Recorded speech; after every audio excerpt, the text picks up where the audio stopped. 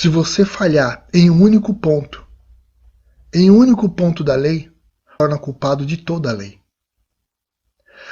Então eu te pergunto, quem consegue cumprir a lei nesses termos?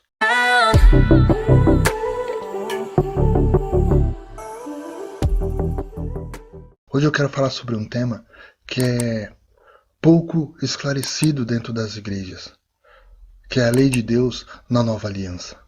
Vejamos o que diz a palavra de Deus. Ora, sabemos que tudo o que a lei diz, aos que vivem na lei o diz, para que se cale toda a boca, e todo mundo seja culpável perante Deus, visto que ninguém será justificado diante dele por obras da lei, em razão de que pela lei vem o pleno conhecimento do pecado. A palavra de Deus nos ensina que a lei, ela foi dada de maneira que, através da lei, o ser humano pudesse ver a sua condição, pudesse se enxergar como um homem falho e limitado. E a palavra de Deus é bem clara: ninguém será justificado por obras da lei. Porque quando o homem tenta cumprir a lei, ele falha. A palavra de Deus ela diz mais: pois qualquer que guarda a lei, mas tropeça em um só ponto, se torna culpado de todos. Portanto, aquele que disse, não adulterarás, também ordenou, não matarás. Ora, se não adulteras, porém matas, vem a ser transgressor da lei. Veja que interessante. Além da palavra de Deus, através da lei, revelar a nossa condição de homem falho, de ser humano culpado, se você falhar em um único ponto da lei, torna culpado de toda a lei. Então eu te pergunto, quem consegue cumprir a lei nesses termos? Quem é capaz de fazer a vontade de Deus desta maneira? Cumprindo todos os mandamentos, todas as regras, todas as normas. Você conhece alguém capaz disso? Acho difícil.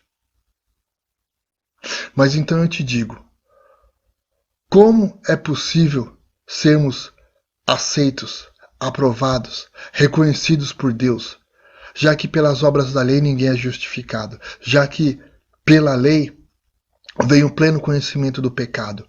Uma vez que a lei fica diante de nós, o que a gente consegue enxergar são as nossas próprias falhas. A palavra de Deus responde: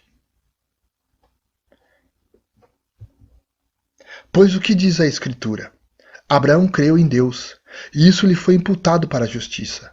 Ora, ao que trabalha, o salário não é considerado como favor, e sim como dívida. Mas ao que não trabalha, porém crê naquele que justifica o ímpio, a sua fé é atribuída como justiça. E é assim também que Davi declara ser bem-aventurado o homem a quem Deus atribui justiça, independente de obras. Bem-aventurados aqueles cujas iniquidades são perdoadas e cujos pecados são cobertos. Bem-aventurado o homem a quem o Senhor jamais imputará pecado. Gostaria de abrir um parêntese nesta palavra, imputado. Imputado, do grego logizomai, passar para a conta de alguém. Esta palavra lida com a realidade. Se eu logizomai, ou considero que minha conta bancária tem R$25, ela tem R$25. Do contrário, eu estaria me enganando. E esta palavra refere-se a fatos e não a suposições. Fazendo uma ilustração a respeito disso, imagine que você está passando por uma situação terrível. E um amigo, sabendo da sua condição, ele vai até o banco e deposita R$5.000 na sua conta. Não porque você merece, não porque você é bonzinho, não porque você é um cara legal, mas simplesmente por ele ser teu amigo, ele se vê na vontade, na necessidade de te ajudar e te auxilia. E aí num dado momento, você vai lá no banco, verificar a sua conta e tem R$5.000. Isso é logizomai. É o que Jesus Cristo fez. Jesus, ele tomou sobre si os nossos pecados, as nossas falhas. Ele tomou sobre si aquilo que deveria ser a nossa condenação e, em troca, nos concedeu a sua reta justiça. Hoje somos justificados diante de Deus porque Jesus Cristo pagou os nossos pecados. Porque Jesus Cristo pagou, digamos assim, a nossa dívida de pecados para com Deus. Diante de Deus, como foi lido minutos atrás, somos culpados perante a lei. Ninguém consegue cumprir a lei, não nos termos da própria lei. Cumprir um mandamento ou outro, uma regra ou outra de vez em quando, isso é possível, mas todos os dias, todas as regras da lei, todos os mandamentos da lei, isso é impossível. Mas uma vez que você crê em Jesus Cristo, através da fé, essa fé lhe é imputada como justiça. Que Deus é aquele que justifica o ímpio. O que isso significa? Se analisarmos o contexto dessa passagem, essa passagem fala sobre a vida de Abraão. Abraão, por 2 vezes, ele mentiu. Por 2 vezes, Abraão esteve numa terra e disse para sua esposa Sara: Sara, diz que você é minha irmã, porque se você disser que é minha esposa, o rei dessa terra vai me matar e vai tomar você para ele. Então mente, fala que você é minha irmã. Abraão era um homem falho. Era um homem bem limitado no início da sua caminhada. Podemos dizer que Abraão teve atitudes de uma pessoa ímpia. Não ímpia na sua totalidade, mas ímpio no sentido de ser uma pessoa que falha, que comete erros, que negligencia, digamos assim, a lei de Deus. Não está escrito, não dará falso testemunho? Abraão por 2 vezes deu falso testemunho.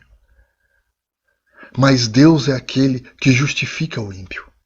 Gostaria também de abrir um parênteses na palavra jamais. Do original grego, omi, que significa nunca, certamente que não, de modo nenhum, de forma alguma. A palavra de Deus é bem clara. Bem-aventurados aqueles cujas iniquidades são perdoadas e cujos pecados são encobertos. Bem-aventurado o homem a quem o Senhor jamais imputará pecado. Jamais quer dizer nunca.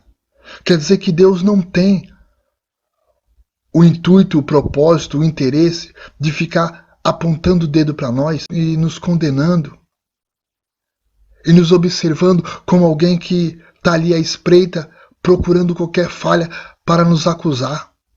Não, Deus não é assim. Deus é um Pai de amor, é um Pai de bondade. É um Pai que cuida, é um Pai que quer o nosso bem.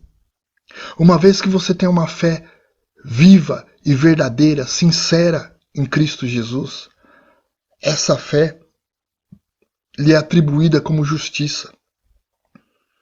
E Deus jamais vai olhar para você com o intuito de ficar apontando pecados. Somos bem-aventurados, segundo o que diz a palavra. Somos bem-aventurados, porque temos sim um Pai de amor. Deus abençoe a todos.